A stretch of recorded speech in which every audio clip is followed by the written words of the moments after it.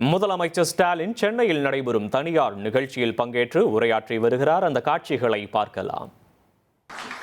எங்களுக்கும் செகண்ட் பிளேஸில் இருக்கக்கூடிய டிஃபரன்ஸ் பார்த்தீங்கன்னா 12%. இங்கே பத்திரிகையாளர்கள், அரசியல் ஆர்வலர்கள்னு பலரும் இருக்கீங்க. And the political analysts and political observers are all here. Arithmetic. And I'm happy to share my time with you here. 12%னா அது நிச்சயம் dumping. And 12% is an impressive one. அதுக்குன்னு நாங்க மெத்தனமா இருக்க மாட்டோம். உங்களை பொறுத்த வரைக்கும் the difference is 12%. With that we are not going to lag behind. With that we won't be remaining complacent. We would strive hard to reach people, and we will ensure that people support us, and we will continue to have our service extended in all possible ways to the people. உண்மையாக்குவோம். கடந்த 5 ஆண்டுகளாக For the past 5 years, we have been witnessing that amidst great difficulties and challenges, we have been making development, and we are making a mark, and we are reaching the public. அதே சமயம் இப்போ திராவிட model அரசு அமைஞ்சு இந்த 5 ஆண்டுகளில் வரலாறு காணாத வெற்றி பாதையில் தமிழ்நாடு வெற்றி நடைய போட்டுக்கிட்டு இருக்கு. வர எலெக்ஷனில் வென்று இந்த வளர்ச்சி பயணத்தை, வெற்றி பயணத்தை திராவிட மாடல் 2.0 தொடர்வோம். மீடியா பர்சன்ஸ் மற்றும் அரசியல் பார்வையாளர்கள் உங்க முன்னாடி சில புள்ளி விவரங்களை நான் முன்வைக்கிறேன். லாஸ்ட் இயர் தமிழ்நாட்டோட எக்கனாமிக் growth எவ்வளவுன்னா 11.19%. இந்த டபுள் டிஜிட் வளர்ச்சியை லாஸ்டா எப்போ அச்சீவ் பண்ணோம் தெரியுமா? 14 ஆண்டுகளுக்கு முன்னாடி. அதுவும் திமுக ஆட்சியில தான். ஒன்றிய பாஜக அரசு எப்படியெல்லாம் நெருக்கடிகளை கொடுக்குது என்பதையும் மக்கள் கவனிச்சுக்கிட்டு தான் இருக்காங்க. நிதி பகிர்வு, வரி பகிர்வு, சிறப்பு திட்டங்கள், ரயில்வே திட்டங்கள்னு எல்லாத்தையும் தமிழ்நாட்டுக்கு அடுத்து இந்தியா முழுக்க 50% அரசு மேல்நிலைப் பள்ளிகளில் தான் சயின்ஸ் லேப் இருக்கு. இதுவே தமிழ்நாட்டில் 98.3% பள்ளிகளில் இருக்கு. அந்த லேப் இருக்கு, பள்ளிகளில் லேப் இருக்கு. NIRF தரவரிசையில் தலை சிறந்த 100 கல்லூரிகளில் தமிழ்நாட்டை சேர்ந்த கல்லூரிகளோட எண்ணிக்கை எவ்வளோ தெரியுமா? 33. டாப் 50 ஸ்டேட் யூனிவர்சிட்டியில் 10 யூனிவர்சிட்டிஸ் தமிழ்நாட்டில் தான் இருக்கு. நிதி ஆயோக் வெளியிட்ட SDG குறியீட்டில் 78 புள்ளிகளோட தமிழ்நாடு 2வது இடத்துல இருக்கு. இப்படி எந்த புள்ளி விவரம் எடுத்துக்கிட்டாலும் தமிழ்நாடு டாப்ல இருக்கு. அதனால தான் 65க்கு மேற்பட்ட ஒன்றிய அரசு விருதுகள் தமிழ்நாட்டை தேடி வருது. இப்படி ஏராளமான புள்ளி விவரங்களை என்னால் பட்டியலிட முடியும். இதெல்லாம் சாதாரணமாக நாங்கள் சாதிச்சிடல. ஏராளமான மக்கள் நல திட்டங்களை செயல்படுத்தி எதிர்காலத்துக்கான முதலீடுகளை செஞ்சு அச்சீவ் பண்ணியிருக்கிறோம். திராவிட மாடல் செயல்படுத்த திட்டங்களை பார்த்து பல்வேறு மாநிலங்களில் அந்த திட்டங்களையும் அடாப்ட் பண்ணிக்கணும்னு கேஸ் ஸ்டடி பண்ண ஆஃபீஸர்ஸ் வராங்க. இப்போ கூட எங்களுடைய தோழி விடுதியை மாடலாக எடுத்துக்கிட்டு ஒன்றிய அரசு பட்ஜெட்டில் ஒரு ஸ்கீம் அறிவிச்சிருக்கிறாங்க. எல்லாருக்கும் தரமான மருத்துவத்தை கொண்டு சேர்க்கணும்னு நாங்கள் உருவாக்கின மக்களை தேடிய மருத்துவ திட்டத்தை ஐநா அமைப்பே விருது கொடுத்து பாராட்டியிருக்கு. நாங்கள் பண்ணுறது எல்லாமே முன்னோடி திட்டங்களாக மாறியிருக்கு. 1,30,00,000 மகளிருக்கு மாதந்தோறும் 1000 ரூபாய் உரிமை தொகையாக வழங்குகிறோம்.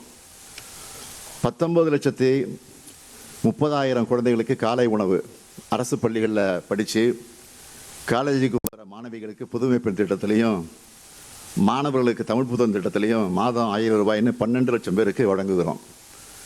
நான் முதலமைச்சராக பொறுப்பேற்றதும் முதல் கையெழுத்தாக விடியல் பயணத்தை அறிமுகப்படுத்தினேன். அதில் இது வரைக்கும் பெண்கள் 880 கோடி ரூபாய் 880 கோடி பயணங்களும், திருநர்கள் 48 லட்சம் பயணங்களையும், மாற்றுத்திறனாளிகள் 7 கோடி பயணங்களையும் மேற்கொண்டிருக்காங்க. இதனால் அவங்களுக்கு மாதந்தோறும் 800 ரூபாய் மிச்சமாகிறது.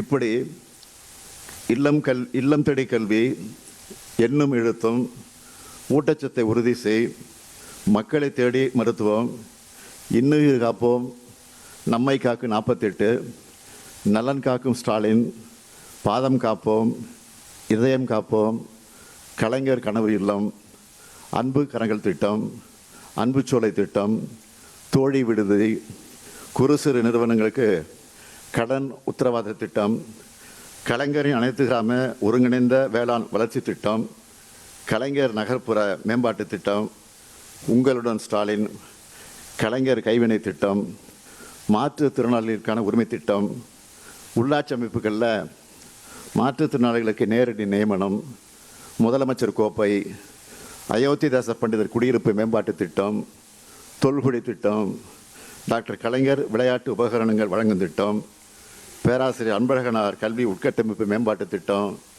பெருந்தலைவர் காமராஜர் கல்லூரி மேம்பாட்டு திட்டம், அண்ணல் அம்பேத்கர் தொழில் முன்னோடிகள் திட்டம், முதலமைச்சரின் தாயுமானவர் திட்டம், முதலமைச்சரின் கிராம சாலை மேம்பாட்டு திட்டம், கல்லூரி மாணவர்களுக்கு மடிக்கணினி திட்டம்னு ஏராளமான திட்டங்களை செயல்படுத்திக்கிட்டு இருக்கிறோம். இதெல்லாம் மக்கள்கிட்ட பெரிய அளவில் ரீச் ஆகியிருக்கு. திமுக அரசு தொடர்ந்தால் தான் தமிழ்நாட்டோட எதிர்காலம் நல்லா இருக்கும்னு மக்கள் எங்கள் மேலே நம்பிக்கை வச்சுருக்கிறாங்க. அந்த நம்பிக்கைக்கு என்றைக்கும் உண்மையாக இருக்கணும்னு தான் நாங்கள் உழைச்சிக்கிட்டு இருக்கிறோம்.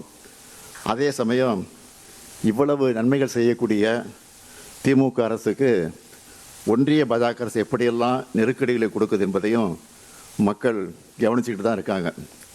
நிதி பகிர்வு, வரி பகிர்வு, சிறப்பு திட்டங்கள், ரயில்வே திட்டங்கள்னு எல்லாத்தையும் தமிழ்நாட்டுக்கு அநீதியும் துரோகத்தையும் தான் செஞ்சுக்கிட்டு இருக்கிறாங்க. ஏன் இப்போ வெளியிட்ட பட்ஜெட்டில் கூட அவங்க தமிழ்நாட்டுக்கு செஞ்சது என்ன, தமிழ்நாட்டுக்கு நன்மை செய்வாங்கன்னு நம்பி தான் கோரிக்கைகளை வைக்கிறோம். ஆனால் பட்ஜெட்டில் தந்தது 0 தான். இப்போது என்டிஏ கூட்டணிக்கு அதே 0வை மக்கள் திருப்பி தரப்போகிறாங்க. மக்கள் எல்லாத்தையும் பார்த்துட்டு தான் இருக்காங்க. நிர்வாக ரீதியாக இந்த அளவுக்கு இடைஞ்சல் கொடுத்தா ஆளுநரை வச்சும் அவதூறுகளை பரப்பும் அரசியல் ரீதியாக சீண்டி பார்க்குறாங்க. ஊழல் கரைப்படைந்த அத்தனை பேரையும் ஒன்று சேர்த்துக்கிட்டு பொய்களை பரப்பிக்கிட்டு தேர்தலை சந்திக்க வராங்க. இந்த ஊழல் கூட்டணிக்கு பேர் டபுள் இன்ஜின். அந்த டப்பா இன்ஜினோட லட்சணத்தை டெல்லி, உத்தரப்பிரதேசம், பீகார்னு பல மாநிலங்களை பார்த்துக்கிட்டு தான் இருக்கோமே. பாஜகவை பொறுத்த வரைக்கும் வெறுப்பை பரப்பி பிரச்சனைகளை உருவாக்கி அதில் குளிர் காயணும்னு நினைக்கிறாங்க. ஒரே ஒரு எக்ஸாம்பிள் சொல்கிறேன். தமிழ்நாட்டை போலவே அஸ்ஸாம்லேயும் இப்போ தேர்தல் வரப்போகுது. அதுக்கு அஸ்ஸாம் பிஜேபியோட சோஷியல் மீடியா பக்கங்களில் வீடியோக்களை வெளியிட்டு வராங்க. நீங்கள் எல்லோரும் பார்த்துருப்பீங்க. அதில் அந்த மாநிலத்தை சார்ந்த ஆளும் பாஜக முதலமைச்சர் துப்பாக்கியில் குறிவைக்கிற மாதிரி போட்டிருந்தாங்க. அதுவும் யாருக்கு எதிராக? இப்படிப்பட்ட காட்சியை வைக்கிறதுக்கான துணிச்சல் அவங்களுக்கு எங்கேருந்து வந்துச்சு? ஜனநாயக இந்தியாவில் இப்படியெல்லாம் நடக்கும்னு யாராவது நினச்சி பார்த்துருப்போமா? இந்த நிலைமையை தான் இந்தியா முழுக்க ஏற்படுத்தணும்னு அவங்க நினைக்கிறாங்க. அதுக்கு அவங்களுக்கு துணையாக இருக்கிறது 2 விஷயம். ஒன்று அடிமைகள், இன்னொன்று அவதூறுகள். இதையெல்லாம் பயன்படுத்தி ஜனநாயகத்துக்கான அத்தனை விழுமியங்களையும் ஒழிச்சிடணும்னு நினைக்கிறாங்க. சென்னையில் நடைபெறும் தனியார் நிகழ்ச்சியில் பங்கேற்று முதலமைச்சர் மு.க. ஸ்டாலின் பேசிய காட்சிகளை தற்போது நாம் பார்த்தோம். 1,26,00,000 மனங்களை வென்ற தந்தி டிவி யூடியூப் சேனல். தவிர்க்க முடியாத தம்ப்நெயில்ஸ், கலக்கலான கான்டென்ட்ஸ். நீங்களும் இந்த குடும்பத்தில் இணைய இப்பவே சப்ஸ்கிரைப் பண்ணுங்க. அசுரபலம் கொண்ட எங்கள் டிஜிட்டல் கரங்களில் உங்கள் விளம்பரங்களை சேர்க்க வாட்ஸ்அப் பண்ணுங்க. 8939888378. Email advttv@dttv.in.